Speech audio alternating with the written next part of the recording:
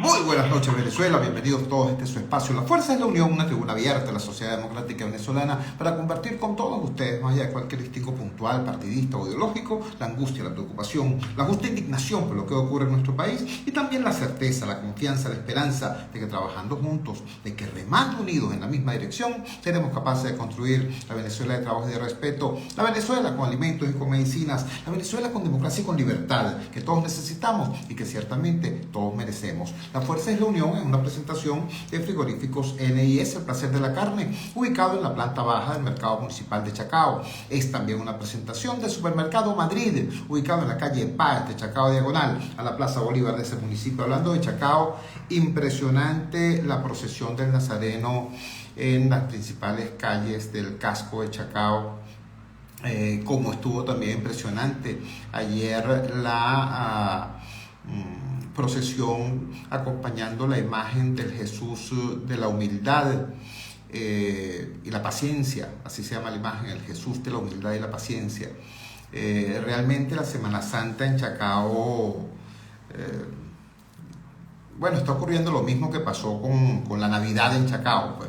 Fue una excelente oportunidad para mostrar gestión, ¿no? Mostrar gestión de la alcaldía y el músculo ciudadano, el músculo de la comunidad. Realmente ha sido bien interesante lo que ha ocurrido en este arranque de la Semana Santa 2023, como también, bueno, por supuesto, la tremenda manifestación de fervor popular que hubo en el centro de Caracas a lo largo de todo el día de hoy, sobre todo ya en la tarde temprana. Importantísima la devoción que sigue generando el Nazareno de San Pablo. Me llamó profundamente la atención la abundante presencia juvenil. Mucho muchacho, mucha muchacha. Estoy hablando de veinteañeros, treintañeros, es decir, centennials y millennials, pagando promesa, vestidos de morado y algunos descalzos incluso, otros portando cruces, pero repito, gente joven. Me llamó la atención y ciertamente me entusiasmó. Bueno, hoy ha sido un día extremadamente noticioso. Ha habido dentro del contexto general de la información dos hechos particularmente llamativos desde el punto de vista de la noticia, ¿no? Uno, lo que ocurrió a altas horas de la madrugada, de acuerdo a la información que dio el ministro de Información, presentaron ante tribunales a otro grupo de funcionarios y exfuncionarios públicos presuntamente incursos en hechos de corrupción. Por supuesto, fue extremadamente llamativa la presencia dentro de ese grupo del señor Hugo Cabezas, ex gobernador de Trujillo, ex director del SAIME, o sea, toda una autoridad, pues. Una persona que tenía en sus manos un conjunto de procesos muy importantes en el país, ahora aparece involucrado, de acuerdo con las palabras del fiscal Tarek El Alzaimi, en una trama de corrupción vinculado a la empresa Cartones de Venezuela, algo así. Pero bueno, eso dio lugar a muchos titulares tempraneros y luego a la rueda de prensa que dio el fiscal general Tarek William Saab. Debo confesar que la rueda de prensa del fiscal general fue noticiosa a juro, por así decirlo, ¿no? Porque fue a dar el detalle de lo que ocurrió en la madrugada, los nombres de los implicados que fueron presentados ante los tribunales, etcétera, etcétera. Pero realmente no hubo nada más allá que no fuera eso, pues. En rigor, eso lo ha podido despachar tranquilamente con un boletín de prensa. Si era decirle cuántos presos, el nombre de los presos y a qué causa está vinculado cada uno de ellos, perfectamente lo ha podido resolver con un boletín de prensa o con un hilo de tweets, el que es tan cercano a la red, a esa red social, ha podido hacerlo perfectamente por esa vía. Hubo una pregunta interesante, por cierto, formulada de manera muy correcta, muy discreta, por la colega que representaba en la rueda de prensa a Globovisión. Le preguntaron, ¿qué nos puede decir a propósito de las investigaciones en torno al ex ministro de Petróleo Tarek El Al-Saimi? Es una pregunta obvia, porque todos los implicados hasta ahora van 51 y todos o la inmensa mayoría están vinculados políticamente, amistosamente, institucionalmente, regionalmente a Tarek El Al-Saimi. Unos estudiaron con él incluso en el liceo o en la universidad allá en su Mérida natal. La relación de Tarek El Al-Saimi con Hugh Belroa es conocida, como es también conocida su relación con Hugo Cabezas, etcétera. Con Pedro Maldonado, el presidente de la CBG, entre otros, entre varios otros. Así que era una pregunta cantada. Y la respuesta del señor Tarek El Al-Saimi, Tarek William Saab, fue una respuesta más bien evasiva. Él se limitó a decir, bueno, yo no me voy a autotubiar, ¿no? Yo me voy a concretar aquí y hablar de lo que ocurrió hoy. Eso de que no se va a autotubiar, quizás quiera decir, o estaría insinuando que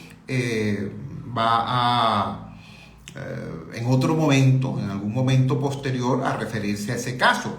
Bueno, él escogerá el cómo y el cuándo, pero era una pregunta obvia.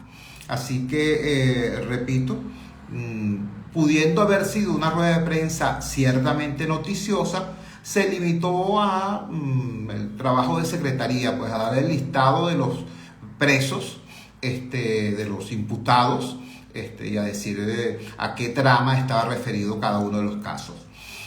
A lo que sí le dedicó muchísimo tiempo fue hablar de política, hablar de la oposición, hablar de los antiguos factores del gobierno interino, a eso sí le dedicó muchísimo tiempo, y sobre todo el metamensaje de la rueda de prensa del señor fiscal hoy fue decir, nosotros sí estamos trabajando. Tenemos 800 casos que hemos denunciado y 800 imputados y 800, hemos conseguido 800 condenas por corrupción. O sea, el metamensaje era, aquí estamos vivos y estamos trabajando. Cosa que yo también entiendo, porque, por supuesto, si después de 23 años de gobierno, de chavismo, y después de una década del gobierno de Maduro, estalla todo esto, la pregunta obvia que se hace el país es, chicos, ¿y dónde estaba la Contraloría General de la República? ¿Y dónde estaba la Fiscalía, que es el garante de la constitucionalidad? ¿Y dónde estaba el defensor del pueblo, que tiene que haber estado protegiendo a ese pueblo agredido por los corruptos? ¿Dónde estaba la institucionalidad? ¿Dónde? Porque todo esto estalla a partir de la acción, no de ninguno de los organismos, de los resortes institucionales que ha definido la República para prevenir, atender, investigar, castigar y sancionar la corrupción. No, aparece un cuerpo sobrevenido, algo llamado la Policía Nacional Anticorrupción, ¿no? Y es el instrumento que opera. ¿Entiendes? Entonces comprendo la necesidad también que tiene el fiscal Tarek William Saab de decir, mira, existo y estamos trabajando y tal y cual. Estamos vivos, pues. Eso lo comprendo, pero repito, la rueda de prensa de hoy pudo haber sido ciertamente mucho más noticiosa y el país ciertamente lo estaba esperando. De todas maneras, yo creo que se cumplió institucionalmente con un rol importante, que es dar detalle de lo actuado. Así que me parece correcto. La otra actividad que tuvo lugar hoy y que fue muy importante fue una entrevista que le realizó nuestro colega y amigo Vladimir Villegas a Alfredo Chirinos. Alfredo Chirinos es este joven chavista, bueno, ya no sé si lo será todavía, creo que quizás sea chavista, pero muy difícilmente esté con el gobierno, que fue gerente petrolero, que denunció junto a su colega Argenis Torrealba un conjunto de irregularidades muy parecidas a esta que está denunciando ahorita Maduro contra el equipo de Tarek El Al-Saify. Y resulta que cuando lo denunció Alfredo Chirinos, en vez de investigarlo, la fiscalía, por cierto, el Poder Judicial en su conjunto, los cuerpos de seguridad del Estado específicamente, en vez de investigarlo, lo que hicieron fue buscar al muchacho y ponerlo preso. La entrevista, yo les sugiero respetuosamente que el que tenga cómo hacerlo, busque el canal de YouTube de Vladimir Villegas y vea la entrevista completa, porque creo que es un documento muy importante para conocer la verdad del tiempo que estamos viviendo, para conocer la realidad del momento, no solamente del momento político, sino del momento social, del momento institucional, del momento afectivo que está viviendo un sector del país importante, un sector del país que creyó en Chávez, que creyó en el chavismo, que creyó en este conjunto de cosas que algunos llaman el proceso revolucionario, y que luego han tenido la muy amarga experiencia en carne propia de conocer hasta qué punto los hechos son la negación de lo que ese fulano proceso implica en términos de la realidad. Es interesante en ese sentido escuchar ¿cómo decirles?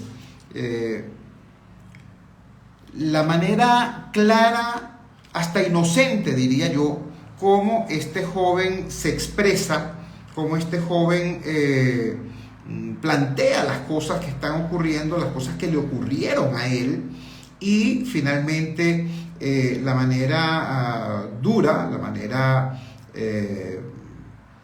severa, como termina desmintiendo o mostrando cómo los hechos, cómo la realidad desmiente lo que era su propia esperanza. Voy a compartir con ustedes apenas un fragmento de lo que fue esa parte de esa entrevista.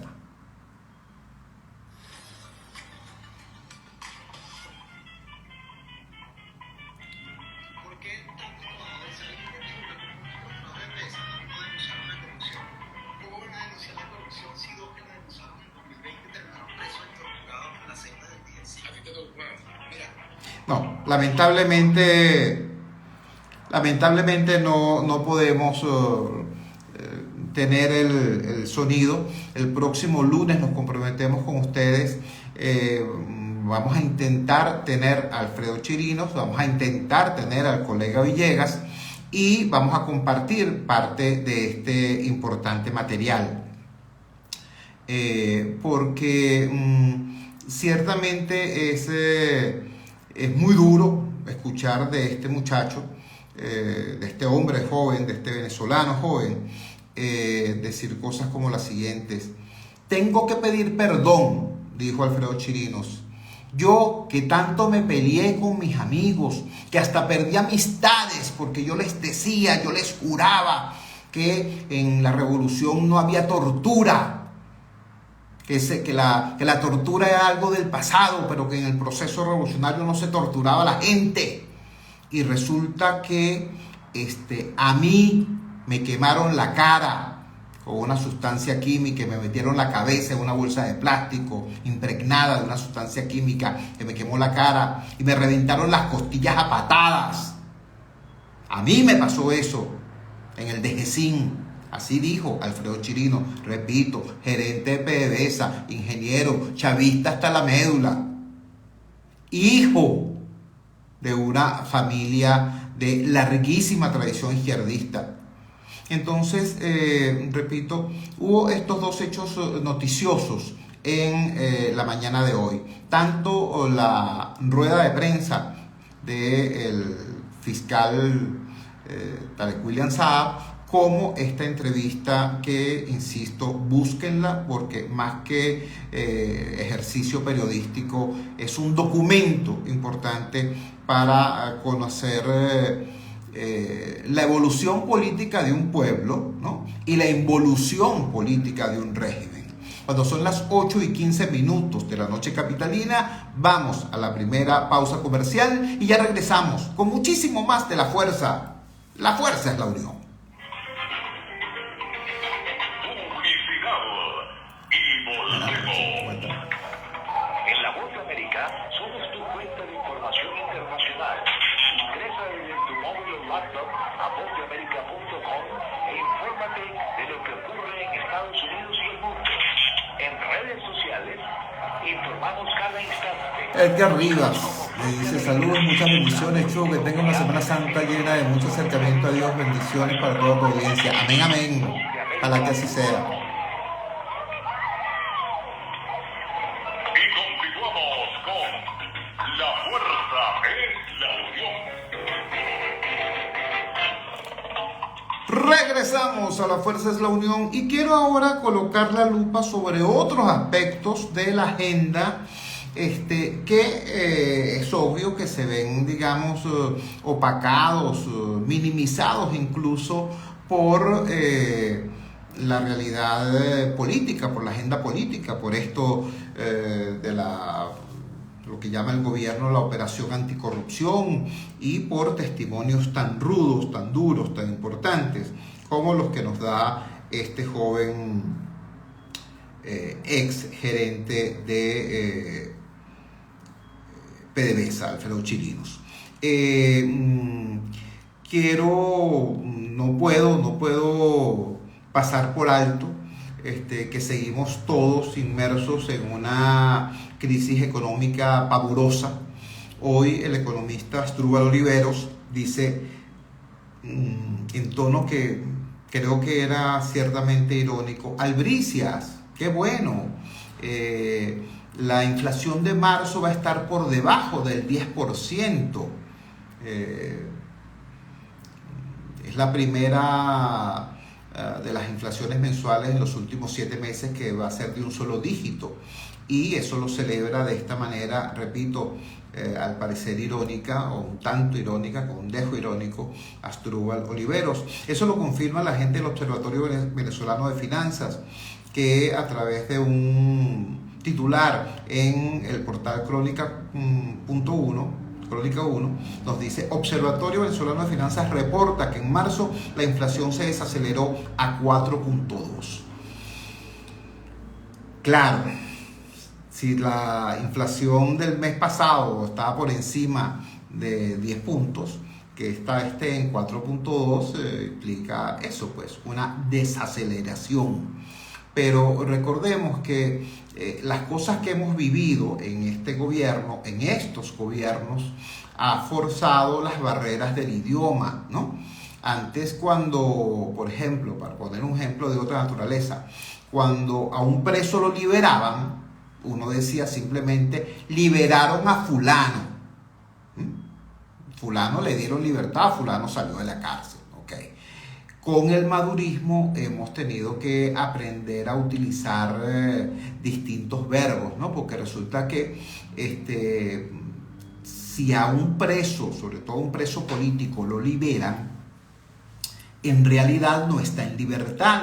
Generalmente es objeto de un conjunto de las llamadas medidas cautelares que limitan la libertad real de esa persona. Son una especie de espada de Damocles. El hombre está, o la persona, la dama, el caballero, está fuera de los muros de la prisión, pero por ejemplo tiene prohibido salir del país, tiene prohibido declarar sobre su propio caso, tiene que presentarse no sé qué cuántas veces ante la sede del tribunal, un conjunto de limitaciones cuando no sale de los muros de la prisión para quedar recluido en los muros de la casa, ¿no? Cuando está sometido a una situación de arresto domiciliario, y ya lo sabemos, casa por cárcel sigue siendo cárcel.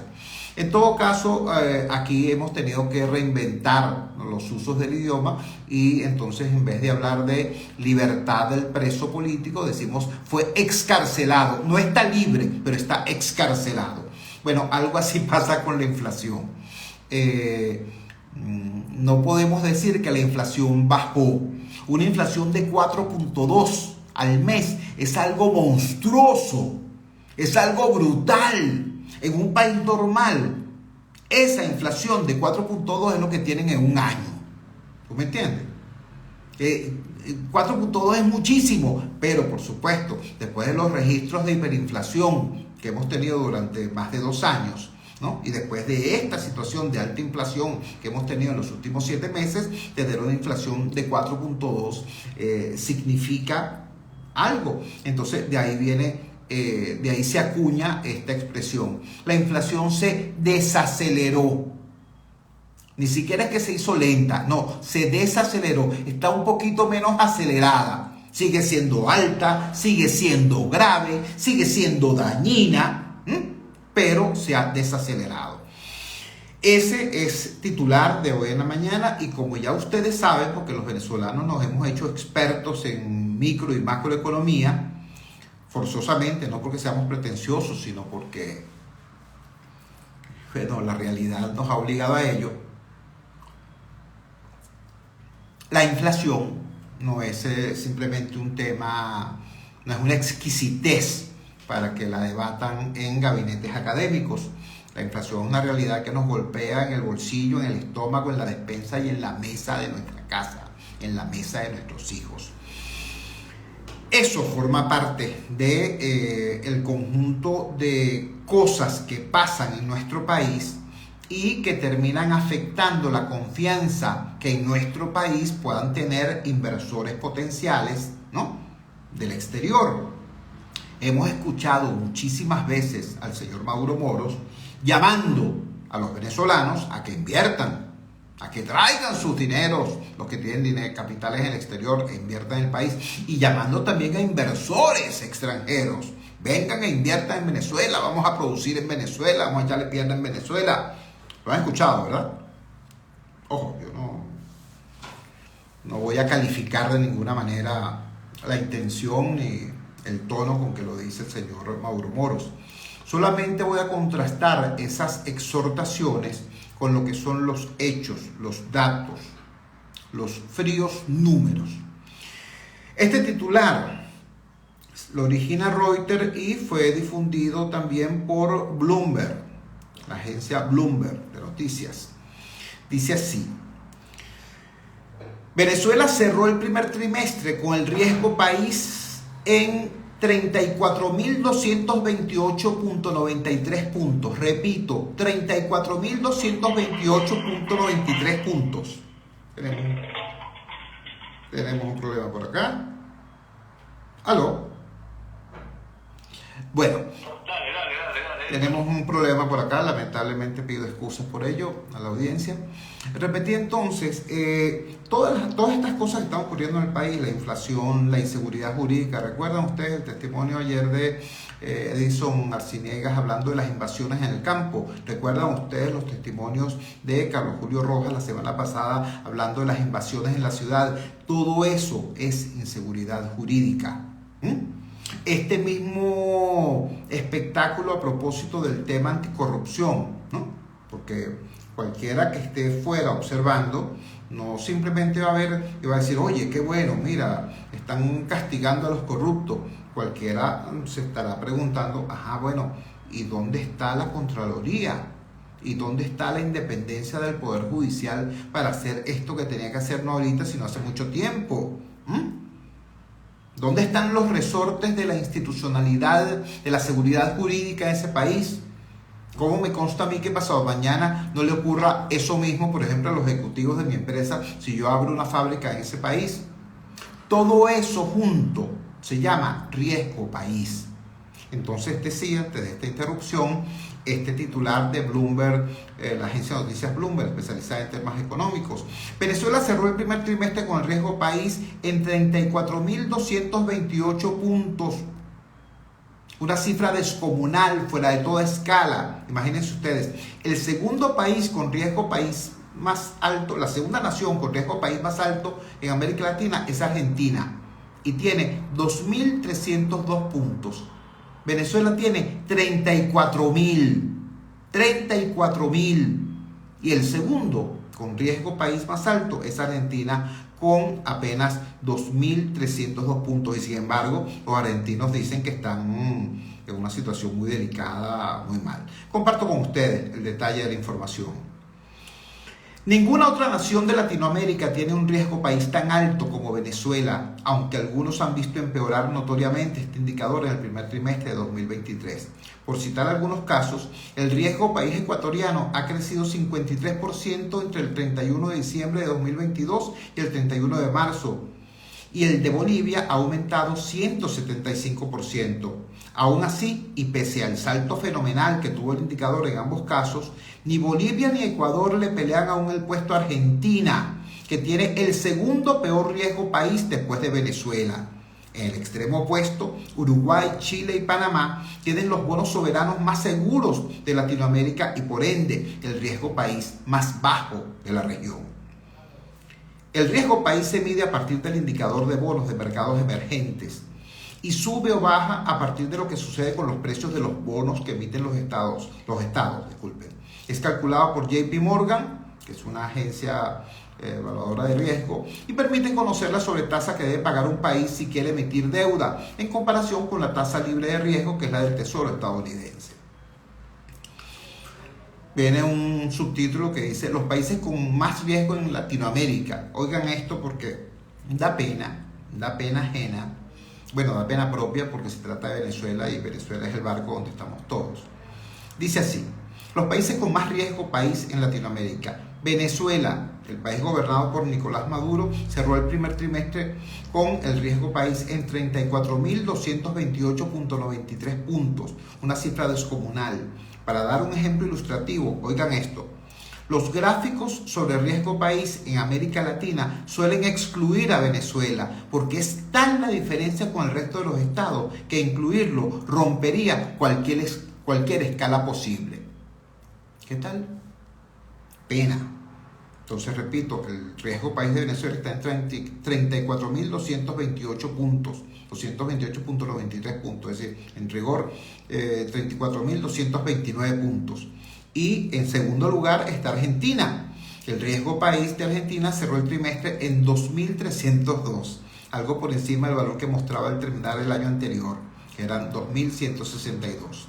Hubo momentos del año anterior en los cuales el riesgo país cayó bastante. El riesgo país argentino al calor de una mejora en el precio de los bonos, pero pronto la situación se modificaba debido a la escasez de reservas internacionales en el Banco Central de la República Argentina, lo cual dispara todo tipo de temores. Los bonos argentinos además tienen una reputación negativa debido a que el país ha caído en default ya en numerosas ocasiones en lo que va del siglo XXI. Es decir, ha anunciado públicamente que no tiene cómo honrar su deuda, no tiene cómo cancelar los bonos. Y de hecho viene a reestructurar su deuda en 2020.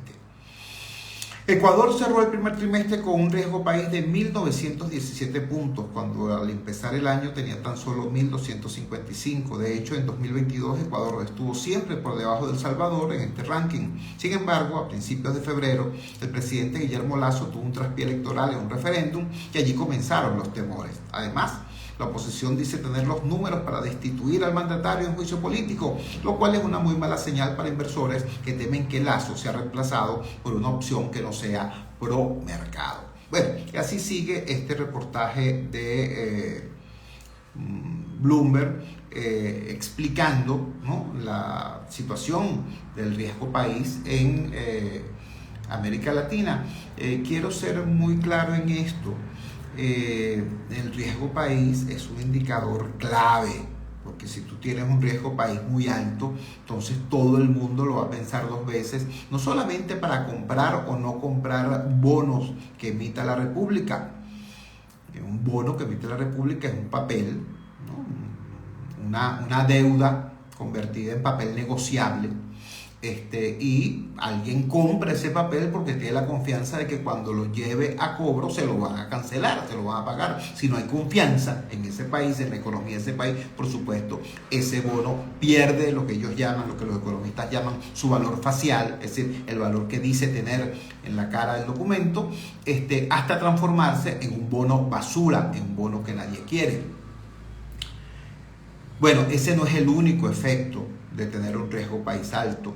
El otro efecto lamentable, muy lamentable, es que todo aquel que haya pensado, que haya estimado, que haya imaginado la posibilidad de abrir su negocio en este país, de extender sus actividades hasta Venezuela, de construir industrias y con ello fuentes de trabajo, fuentes de progreso en nuestro país, bueno, al ver el riesgo país se espanta. ¿Entiendes? Y también tengo que ser muy sincero en esto.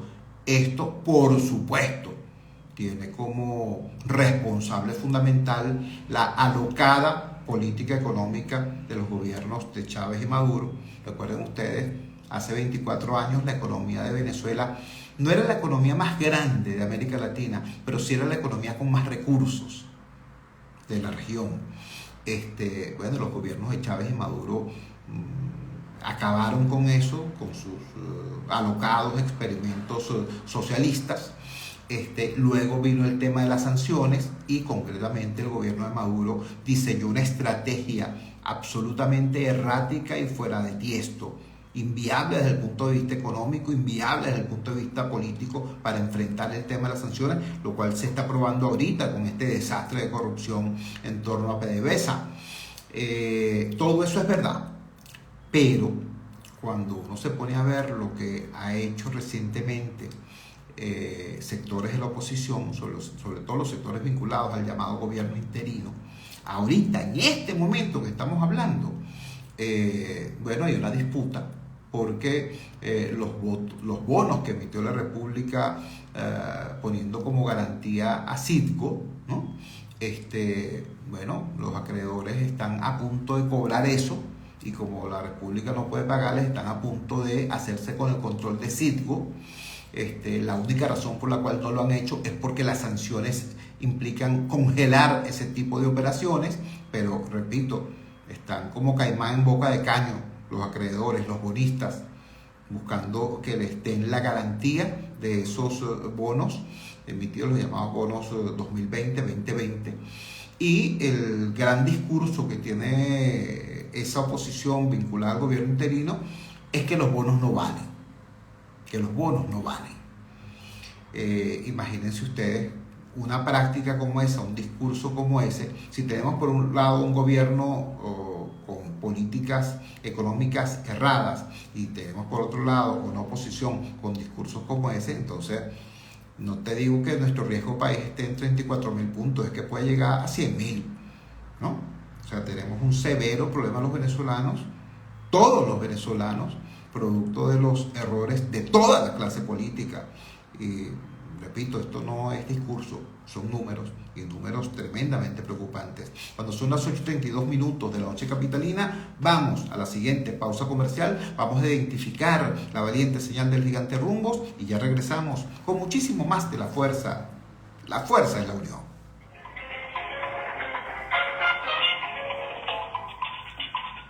¿Aló? Cuéntame. Sí, ahorita que cuando te levanté, te subí la cortina, era porque se te escuchaba entrecortado. Ah, caramba. Bueno, perfecto. Vale. Ok, dale, pues pendiente. Y se fortalece. Es la voz de nuestro mejor amigo, el pueblo. Con nuestra señal 670 AM, llegamos a donde te encuentres. Y con la tecnología que a diario se actualiza, tenemos alcance con lo Javier Alexander, saludos hermano, ¿cómo estás?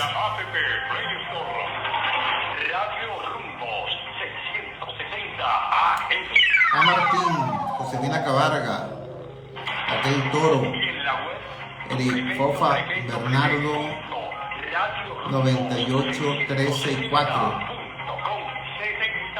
liderizando allá en Bolívar, Marisela Rocha, todos reportando sintonía a través de Twitter. Pico Amarrado ya en Arabia Saudita, saludos. Vamos a la playa, Posada Mansión Georgette, frente al mar, sillas equipadas con cocina, nevera, aire acondicionado. Disfruta de nuestra piscina abierta las 24 horas. Posada Mansión Georgette, en el Istmo Caribe de Boca de Chile, a solo 2 horas y media de Caracas. Comparte en Semana Santa con tu familia. Conoce nuestras ofertas por los teléfonos 0414-303-2486 y 0414-131-3998. Síguenos por la cuenta @tu Posada Mansión Georgette. En la óptica Martínez y Bolívar del Centro Comercial Propatria estamos liquidando todo en monturas, cristales y demás accesorios con un 30% de descuento. Sí, 30% y por tiempo limitado. Aprovechate de que se agote en la óptica Martínez y Bolívar del Centro Comercial Propatria frente a Factory. Se volvieron locos. Anota el número 633-0819. Llámate. Caracas, visita la farmacia más grande de Latinoamérica, de lunes a domingo, de 8 de la mañana a 8 de la noche, en la avenida principal de La Yaguara, o también en la prolongación de la avenida Rómulo Gallegos, La Urbina, junto a Macro. Podrás encontrar medicinas, productos de cuidado personal, equipos e insumos médicos, área de belleza y deporte a precios jamás vistos.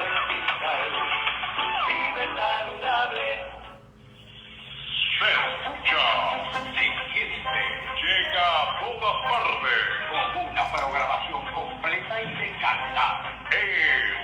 Radio Triunfo 670 AM, gigante.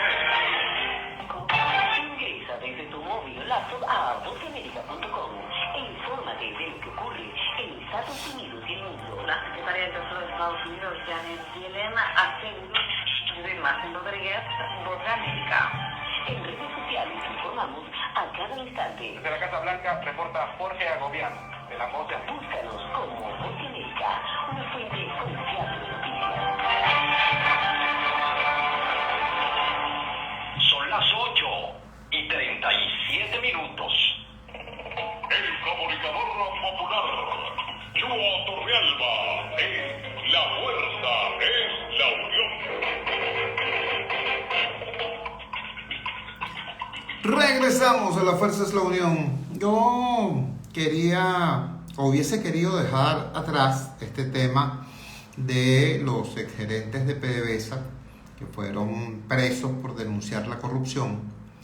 De verdad, porque es que es cierto, pues fue una tremenda injusticia, fue terrible, pero nosotros, repito, no podemos quedarnos enganchados en esa agenda, ¿no? O sea, hace apenas 2 semanas, aquí el tema fundamental era la lucha de los maestros por el salario, la lucha de los trabajadores de la salud por el salario, la movilización en todo el país de los trabajadores, no solamente de la salud y de la educación, sino los trabajadores de CanTV, los trabajadores de las hidrológicas, prácticamente todos los servidores públicos del país presionando por modificar esta realidad horrenda de estar ganando sueldos de $5 al mes. Esa era la agenda hace apenas 2 semanas, convertida en otra cosa, agenda pública, a partir de aquella noche en la que empezó esta cacería de corruptos rojos transformados luego en presos anaranjados.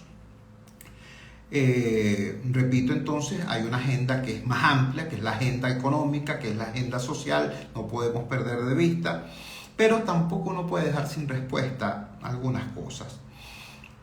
Un lamentable comunicado emitido por el honorable fiscal general de la República, Tarek William Saab, sobre el tema de la liberación de los exfuncionarios de PDVSA, requiere que le dediquemos a esto por lo menos 5 minutos. Dice así el texto Este comunicado salió además en la página de Venezolana de Televisión. El fiscal general de la República, Tarek William Saab, este miércoles, mediante un comunicado oficial emanado por el Ministerio Público. Aló. Tenemos algo. Aló, que se te fue la señal, papá. Aló. Otra vez, entra. Aló. Bueno. Entra al aire, mijo, entra. Les decíamos, nuevamente pedimos disculpas, les decíamos que este comunicado del ciudadano fiscal general de la República reza lo siguiente.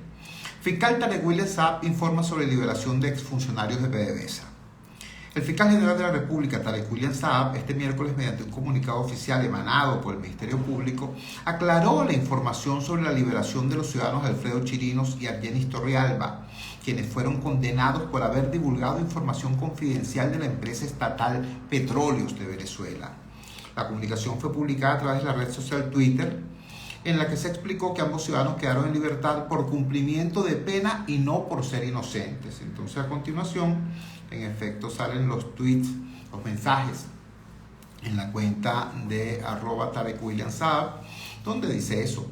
Y el Ministerio Público informa que Alfredo Chirinos y Argenis Torrealba fueron condenados a través de una sentencia definitivamente firme por haber divulgado información confidencial de PDVSA. La libertad de los mismos ocurrió por cumplimiento de pena y no por ser inocentes. Yo me veo obligado a reiterar lo que dijimos hace 4 días sobre este tema, ¿no? Los directamente implicados, es decir, el señor Chirinos y la señora Argenis, por supuesto que tienen completamente claro que esto es ciertamente una injusticia, para decirlo menos,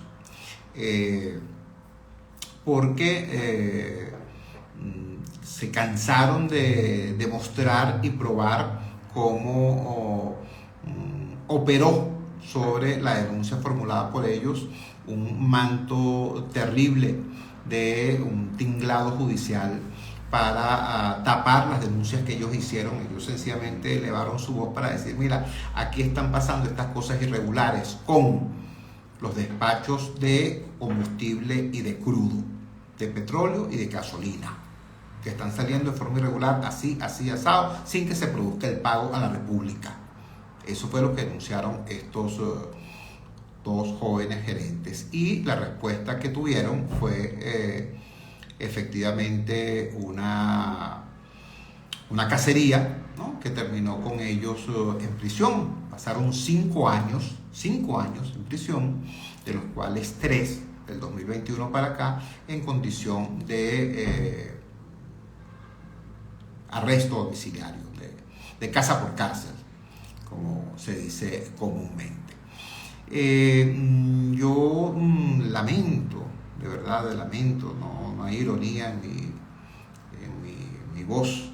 Yo lamento que el señor fiscal general no haya tenido la hidalguía de reconocer las irregularidades que hubo en torno a este proceso, los insto una vez más a que busquen la entrevista que hoy le dio Alfredo Chirinos a nuestro colega Vladimir Villegas y que aparece en su canal de YouTube. Pero forzado por este comunicado del Ministerio Público, tengo que compartir con ustedes este titular en el portal de Tal Cual. El titular dice lo siguiente: exgerente de PDVSA Alfredo Chirinos: la jueza Carol Padilla me dijo que las torturas no importaban. Voy al texto. El exgerente de Petróleos de Venezuela, Alfredo Chirinos, quien junto a Argenis Torrealba recibió libertad plena tras pasar varios años detenidos por los delitos de corrupción propia, divulgación de información, asociación para delinquir y terrorismo, afirmó que la jueza Carol Padilla desestimó todas las torturas a las que fue sometido en la Dirección General de Contrainteligencia Militar de ESIN. A mí me quemaron la cara, dijo, me reventaron las costillas a patadas. ¿Y sabes qué pensaba en ese momento? Le dice al periodista Villegas. Pensaba en todos los amigos con los que discutí diciendo que en este proceso ya la tortura se había acabado. A ellos les pido perdón acá. Duré 4 horas boca abajo recibiendo patadas y con un químico que me quemó la cara. La juez Carol Padilla me vio así el día que me presentaron y cuando le mostré todos los golpes me dijo que eso no importaba. Entonces, es un sistema de corruptos y de mafias que se han parado en todos los entes del Estado, aseguró en el programa Vladimir a la Carta. La jueza Carol Padilla estaba a cargo del Tribunal Especial de Primera Instancia en funciones de control y con competencia en terrorismo. Fue ella quien dictó la orden de captura contra los políticos Julio Borges, Juan Requesens y Fernando Albán, que murió en la sede del Servicio Bolivariano de Inteligencia, SEBIN. Padilla también firmó la orden de allanamiento contra Roberto Marrero, jefe del despacho del expresidente interino Juan Guaidó. Manifestó Chirinos que todavía él y Torrealba mantienen una lucha judicial. Torrealba es Argenis Torrealba, la joven gerente también, ex gerente de PDVSA. Mantienen una lucha judicial para buscar demostrar su inocencia total ante la Sala Constitucional del Tribunal Supremo de Justicia. Destacó que en el Ministerio Público fue introducida una demanda de torturas y que hasta el momento no hay respuestas al respecto. ¿Qué tal? Porque estamos hablando del mismo Ministerio Público cuyo titular es Tarek William Saab. El haber creído instituciones del Estado para llevar esas denuncias de PDVSA fue un error, comentó. Alfredo Chirinos enfatizó en que no se toman correctivos reales dentro de la administración de Nicolás Maduro. Enfatizó en que si no se toman correctivos reales dentro de la administración de Nicolás Maduro, no se logrará acabar con la corrupción. Es un tema cíclico, afirmó. Cada 2 años se repite. Figuras en las que confió el pueblo salen involucradas en temas de corrupción. Hay que cambiar los métodos. Insisto, este no puede ser un tema de agarrar 20, 40, 60 presos y no atacar el sistema que está llevando a que eso se siga repitiendo. Horas más tarde de la entrevista, el fiscal designado por la Asamblea Constituyente, Tarek William Saab, publicó un comunicado en el que reiteró la culpabilidad de Chirinos y Torrealba. Saab no hizo referencia, por cierto, a la denuncia de tortura. Bueno, a continuación la referencia al comunicado que ya yo compartí con ustedes. Entonces tienen, por un lado, el titular del señor Tarek William Saab y por otro... ¿Aló? Sí. ¿Aló? Sí, yo te escucho. Se te fue la señal otra vez, dale, entra. Caramba. Bueno, les decía, tienen ustedes por un lado la declaración de la víctima y desgraciadamente tienen también la declaración del representante del Estado con una argumentación que ciertamente deja mucho que desear. Cuando son las 8:46, vamos a la siguiente pausa comercial y ya regresamos con muchísimo más de La Fuerza. La Fuerza es la unión.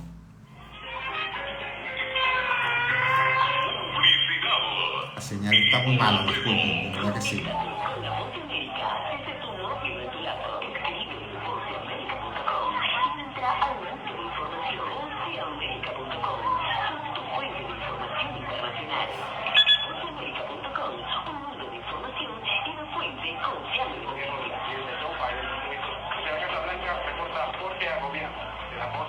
Ángela González, Voz de América, Nueva York. José Parralete, Voz de América, Miami. Voceamerica.com. Y continuamos con La Fuerza es la Unión. Cambiamos el tema radicalmente, pero seguimos hablando de lo que son los problemas que confronta a la ciudadanía en materia de servicios públicos, en materia de calidad de vida. Hay una información acá que también es absolutamente previsible, que revela pues que no se están produciendo cambios relevantes en lo que es la estructuración de los cuadros de la gerencia pública. El titular es el siguiente: designan a un general de división como presidente de PDVSA Gas Comunal. Ya podemos estar esperando que el lunes, después de Semana Santa, seguramente Rocío San Miguel nos nutrirá con algún boletín de control ciudadano explicándonos cómo la designación de este general de división como presidente de PDVSA Gas Comunal implica un incremento de la tasa de militares en puestos de primer nivel en la gerencia pública y cómo se va tornando cada vez más esto, si no un gobierno militarista, más allá incluso un gobierno directamente de militares, ¿no? Ese es un tema y es un tema que preocupa puntualmente porque uno no sabe si esa persona tiene formación en el área, ¿no? Tú puedes ser un excelente general de división, puedes tener todos los cursos de comando que hayas debido hacer o hayas querido hacer, pero no tienes por qué tener formación específicamente en esta área, como ha ocurrido N cantidad de veces, como acaba de ocurrir en PDVSA, chicos, como acaba de pasar nada más y nada menos que en la empresa más importante del país. Pones a una persona, entonces llega la persona con su charretera y su asunto, a decir, vamos a poner orden en esto y vamos a poner esto a producir y vamos a tener 1 millón de barriles diarios en tal tiempo. A lo mejor con toda la mejor intención, pero si no tiene conocimiento técnico de los procesos, bueno, termina pasando lo que ocurrió, ¿no? La manera como salió ese general de la presidencia de PDVSA y hasta del edificio allí en la Avenida Libertador. Eso por un lado, y repito, esto no solamente tiene que ver con la circunstancia del individuo, esto tiene que ver también con la fuerza, ¿no? Con la institución. Cuando tú sacas a un gerente, ¿no? Puede ser excelente gerente, ¿no? De su ámbito normal de gestión y lo pones en otro completamente distinto, es perfectamente, es muy probable que no rinda, es muy probable que fracase y que eso incida además no solamente en el prestigio personal de ese gerente, sino también en el prestigio del ámbito de donde salió, del lugar de donde salió, de la institución de donde salió.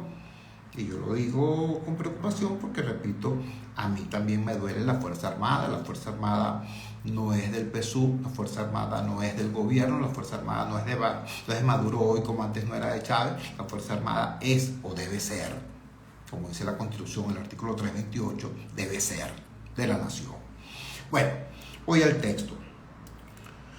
Pedro José Caldera Pérez es un general de división del Ejército que ha ocupado varios cargos en la administración pública, entre ellos la Gerencia General de Bolipuertos.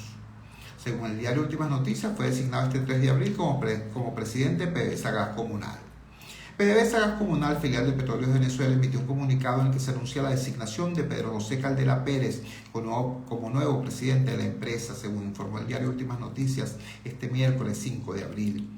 Indicó que la Dirección Ejecutiva de Recursos Humanos de la Estatal de Hidrocarburos oficializó el nombramiento a través del punto de cuenta número PCT 957 de fecha 3 de abril del 2023. Caldera Pérez, general de división que ha ocupado varios cargos en la administración pública. Varios funcionarios de la Fuerza Armada Nacional han ocupado importantes puestos dentro de la administración pública en estas últimas 2 décadas. La última designación es del mayor general del Ejército retirado, Alexis Rodríguez Cabello, como vicepresidente de la Junta Interventora de la Corporación Venezolana de Guayana, CVG. Recordó la nota informativa del medio oficial que el 4 de febrero de 2021 el fiscal general Tarek William Saab, designado por la extinta Asamblea Constituyente, informó que fueron formalizadas las solicitudes de órdenes de aprehensión contra el entonces presidente de PDVSA Gas Comunal, Jacobo Grey, y 3 gerentes más de los llenaderos de gas. Esto por formar parte presuntamente de una red de corrupción que se dedicaba al cobro de comisiones ilegales en dólares para el llenado de bombonas de gas a las empresas distribuidoras de este combustible. ¿Qué tal? Bueno, yo repito, aparte de estas obvias consideraciones, de estas obvias aprehensiones acerca de estas designaciones, de estos nombramientos, yo quiero invitarle a usted que me está escuchando, a usted que me está viendo por Twitter, a usted que me está viendo por Instagram, a usted que me está viendo por Facebook, a usted que me está escuchando por la señal abierta de Radio Rumbos, quiero proponerle un ejercicio. Si usted tiene acceso a una computadora, a una tablet o a un teléfono inteligente, métase en el buscador y ponga explosión bombona gas doméstico Venezuela y le va a salir como 30 páginas, ¿eh? Porque tenemos un problema que ya es prácticamente un problema de salud pública. A cada rato están estallando las bombonas y cada vez que estalla una bombona es una tragedia en una familia. A veces incluso no solo en una familia, no solamente ocurre en unidades residenciales. Hace poco estalló una bombona en un comercio en plena Avenida Libertador, en pleno Chacao, a 2 cuadras del Sambil. Tenemos un problema severo, repito, ¿no? Porque la poca competencia en el llenado de las bombonas y el prácticamente nulo mantenimiento de las mismas está convirtiendo esos aparatos en unos factores de riesgo extremadamente altos. Y resulta que ese factor de riesgo no es que está en la calle, es que lo metemos en nuestros hogares. ¿Me entiende? Repito, no me crea así al rompe. Usted mismo métase, agarre su buscador, métase en Google y ponga explosión bombonas de gas Venezuela para que usted vea. Por supuesto, han habido tragedias mayores, no todos son accidentes domésticos. Hace algún tiempo hubo en el oriente del país una auténtica tragedia porque como además ahora, producto de esta necedad supuestamente socialista, retiraron las empresas que eficientemente prestaban el servicio de distribución de las bombonas de gas doméstico y ahora lo hacen a través de las unidades, de las maltrechas unidades de PDVSA Gas Comunal y su relación con los consejos comunales. Bueno, chicos, en un pueblo por allí del oriente del país, esperando que llegara el camión de PDVSA Gas Comunal, reunieron todas las bombonas en un sitio hasta que eso estalló. Y cuando estalló, bueno, hubo muertos, hubo heridos, hubo trauma, hubo desgracia. Realmente llegó un momento en que uno no sabía qué había sido peor, si las víctimas fatales o las personas que sobrevivieron pero que quedaron, bueno, prácticamente pidiendo misericordia, pidiendo clemencia, pidiendo ayuda para poder hacer frente a las operaciones quirúrgicas que ameritaron después de el terrible accidente que vivieron. Entonces, repito, no estamos hablando de cualquier cosa, estamos hablando de un área muy sensible, muy delicada y muy peligrosa de los servicios públicos, ¿me entiendes? Ojalá que este venezolano, que este ciudadano que recibe esta encomienda logre manejar con propiedad esa responsabilidad y en efecto optimice los procedimientos y le dé un desempeño eficiente y seguro sobre todo al ejercicio de esta organización. Pero ciertamente todo lo que ha ocurrido antes da pie es a estar alerta y hacerle un seguimiento, hacerle eso que el chavismo llamaba hace años Contraloría Social, ¿se acuerdan? Contraloría Social. Bueno, eso es lo que le sale a PDVSA Gas Comunal. Antes de terminar nuestro programa de hoy, quiero desearles una feliz Semana Santa, quienes hayan podido o tengan previsto salir a vacacionar, que lo hagan con seguridad, que disfruten ciertamente, que no se expongan.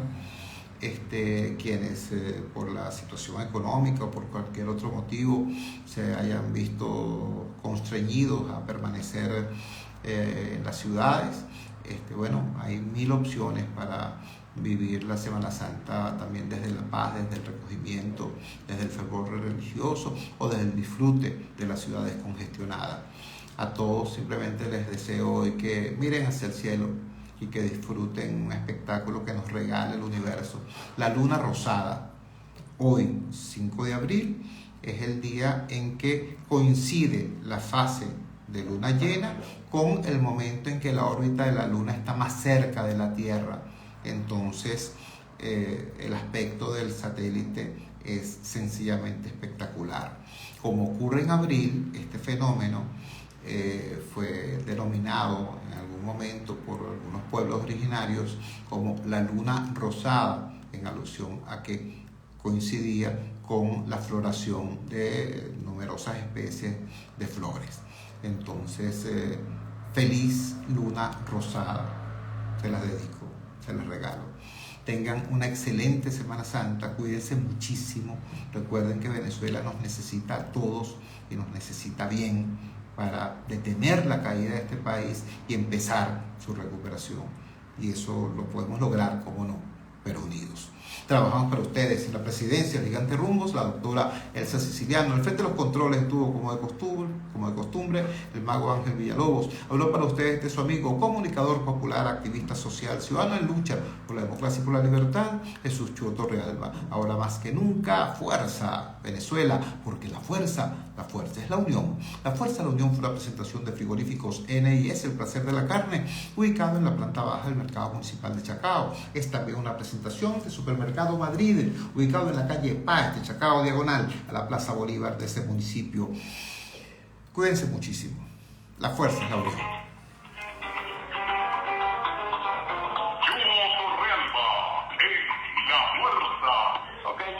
Bueno, hermano, felicidad, éxito. Dale. Vaya muy bien. Saludos.